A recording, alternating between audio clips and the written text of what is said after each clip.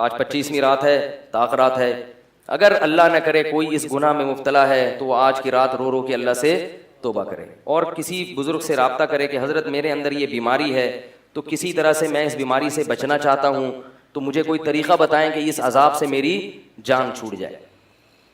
قرآن نے اس واقعے کی ابتدا یہاں سے کی ہے، هل اتاک حدیث ضیف ابراہیم المکرمین۔ ابراہیم علیہ السلام کے بھانجے تھے لوط علیہ السلام، جو ابراہیم علیہ السلام پر ایمان لائے، اللہ نے آپ کو بھی نبوت دی تو انہوں نے بھی ابراہیم علیہ السلام کے ساتھ ہجرت کر کے اپنے ملک کو چھوڑ دیا۔ اللہ نے لوط علیہ السلام کو ایک قوم کی طرف بھیجا، اس قوم میں جہاں شرک اور بت پرستی تھی، ساتھ ساتھ لڑکوں سے بدفعلی کی بیماری تھی، عادت پڑ گئی تھی ان کو اس برائی کی۔ لوط علیہ السلام کی قوم سے پہلے صدیوں تک اس کائنات میں یہ جرم نہیں ہوا، لوگ جانتے ہی نہیں تھے کہ یہ بھی کوئی برائی ہے، کیونکہ یہ انسان کی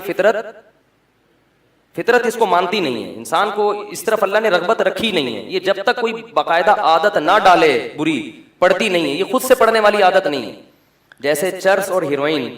خود سے کوئی نہیں پیتا، جب تک کوئی آپ کو پہلی مرتبہ پیشکش نہیں کرے گا، فضائل نہیں سنائے گا، پہلی مرتبہ پیئیں گے بدبو آئے گی، کھانسی ہوگی، بولیں گے کیا گند پلا دیا، لیکن آہستہ آہستہ اس گند سے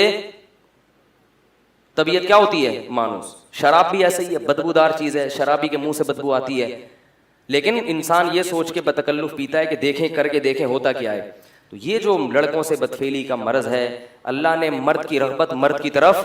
رکھی نہیں، عورت کی طرف رغبت وہ نیچر ہے، وہ فطرت ہے، وہ نیچر ہے، وہ ختم نہیں ہو سکتی، اور وہ ختم ہوگی تو یہ غلط ہے، تو اللہ نے پیدا کیا نا، وہ تو نیچر کا حصہ ہے۔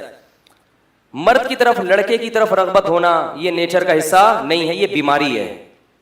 یہ بیماری ہے، یہ گندگی ہے۔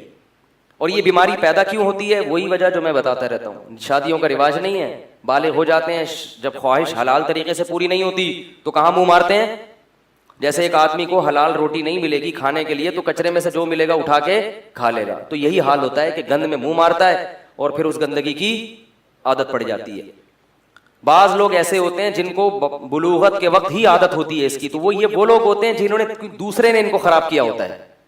کسی دوسرے نے جس کی عادت خراب ہو چکی ہوتی ہے اس نے خراب کیا ہوتا ہے اس کو۔ تو ہے یہی کہ جب آپ فطرت سے دور ہٹو گے، نکاح سے دور بھاگو گے، تو گندگی میں اللہ تعالیٰ شیطان کو آپ پہ مسلط کر دے گا، اور وہ شیطان آپ کو گندگی میں بولو بھائی ڈال دے گا۔